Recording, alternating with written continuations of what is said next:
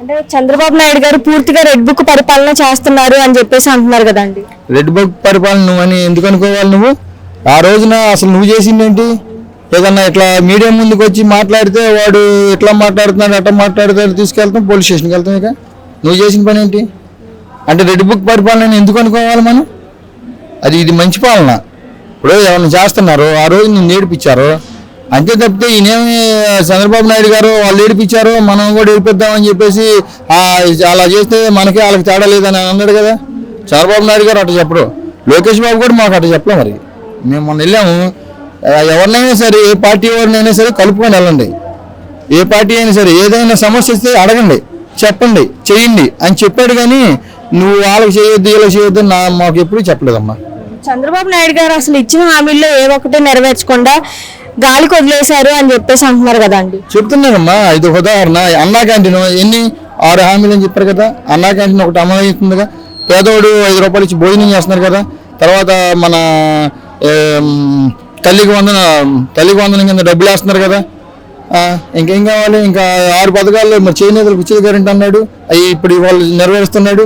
ఇంకా చాలా ఉన్నాయి కదా 6 పథకాల్లో. ఆర్టీసీ బస్సు 15వ తారీఖు వదులుతున్నాడు. రాష్ట్రం అంతా తిరగచ్చు అని చెప్తున్నారు కదా. ఇప్పుడు వదలకపోతే అది అనుకోవచ్చు. ఇవన్నీ పేక్ మీడియాలు పేక్ వ్యవహారాలు చేస్తే అట్లా ఉండేది బాగోదు కదా. ఒక మాటలో ఏం చెప్తారండి కూటమి ప్రభుత్వం గురించి? కూటమి ప్రభుత్వం గురించి ఈ 5 సంవత్సరాలు బాగుందమ్మా. అంతకుముందు ఆయన గారు ఇదే రాజధాని అన్నాడు, ఇంకా కావాలని తీసుకోమన్నాడు. ఆ రాజధాని చేయకుండా 3 రాజధానులు నాటకం ఆడారు. ఈ రోజున శుభ్రంగా మళ్ళీ కూటమి ప్రభుత్వం వచ్చినాక మళ్ళీ రాజధాని పనులు శరవేగంగా జరుగుతున్నాయి.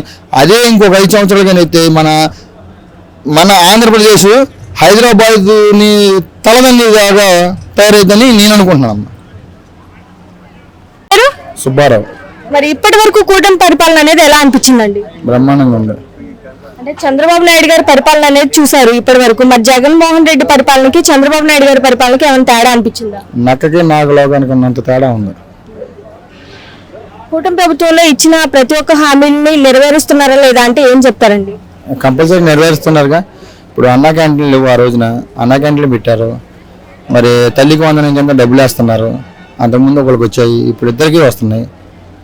తర్వాత ఇప్పుడు చేనేతలకి మొన్న వర్షాలు వస్తే పోయిన సంవత్సరం 50 కేజీలు బియ్యం 25,000 డబ్బులు ఇచ్చారు. ఇంకా అంతకన్నా ఏం కావాలి? ఇంకా మంగళగిరిలో లోకేష్ బాబు గారు వచ్చేసేపాటికి చేనేతలకు ఏది కావాలన్నా ఆయన నేనున్నానని చెప్పేసి రాట్నాలు కానీ మగ్గాలు కానీ నెట్టుడు బళ్ళు కానీ ఏదన్నా కాయలు అమ్ముకోవడానికి ఇవన్నీ చాలా ఏర్పాటు చేస్తున్నాడు.